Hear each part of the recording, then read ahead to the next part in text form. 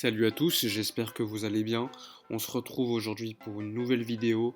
Aujourd'hui, je vais vous parler d'Arthur et de ses dernières blessures.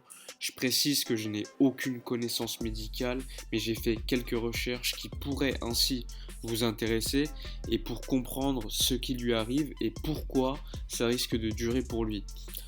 Donc, on sait qu'Arthur est blessé depuis décembre et qu'il a déjà loupé 8 matchs. Selon le club, il ne devrait revenir que en fin janvier. Le club a annoncé qu'il était absent de nouveau pour 3 semaines et ce serait pour une cause de pubalgie. Donc la plupart du temps, le traitement d'une pubalgie est uniquement médical.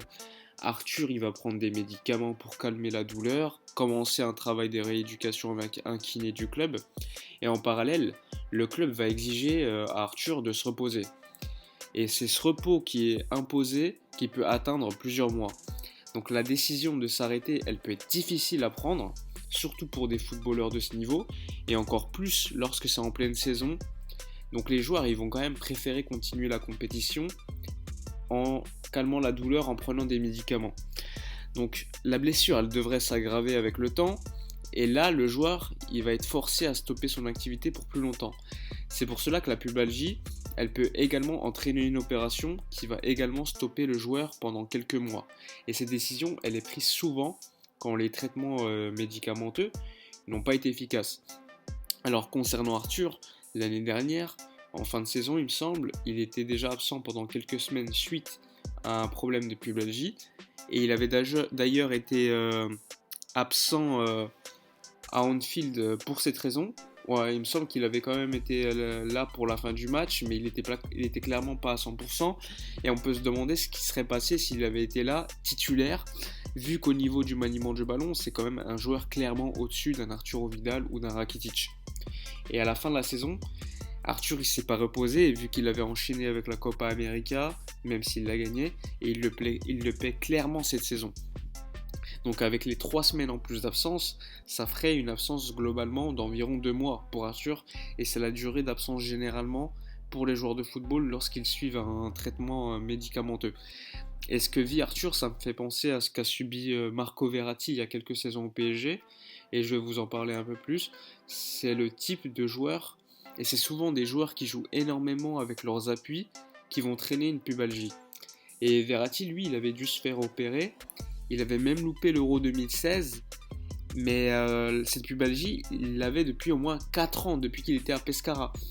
Et le pire, c'est que 2 ans après, donc en 2018, il avait souffert de nouveau d'une pubalgie. Il avait dû être absent de nouveau 3 mois.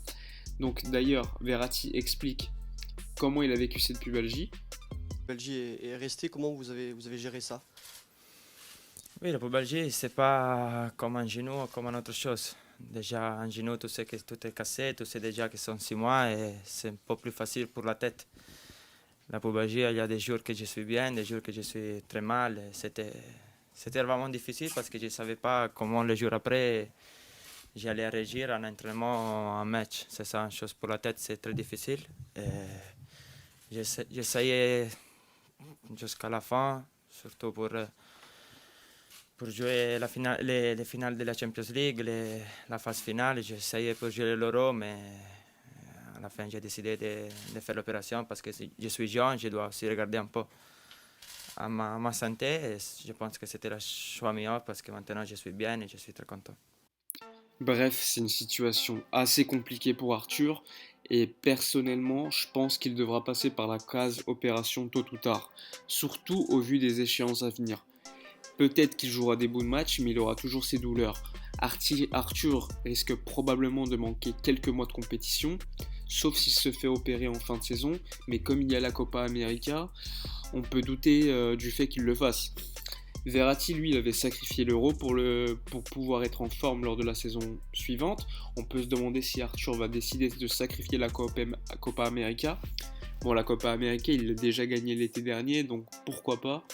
En tout cas, c'est une grosse perte pour le Barça et c'est dommage de ne pas pouvoir le voir accompagner De Jong et Busquets plus souvent. C'est d'ailleurs pour cela, à mon avis, que le Barça ne veut pas se débarrasser de Rakitic ni d'Arturo Vidal, surtout après le prêt de Carles Alenia.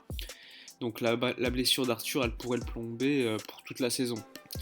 Voilà, c'est la fin de la vidéo. Je voulais expliquer ou apporter un peu plus de lumière sur la blessure dont souffre Arthur. J'espère que cela vous a aidé. N'oubliez pas de vous abonner à la chaîne et de laisser un pouce bleu. Et on se retrouve pour une prochaine vidéo et bonne fin d'année à tous.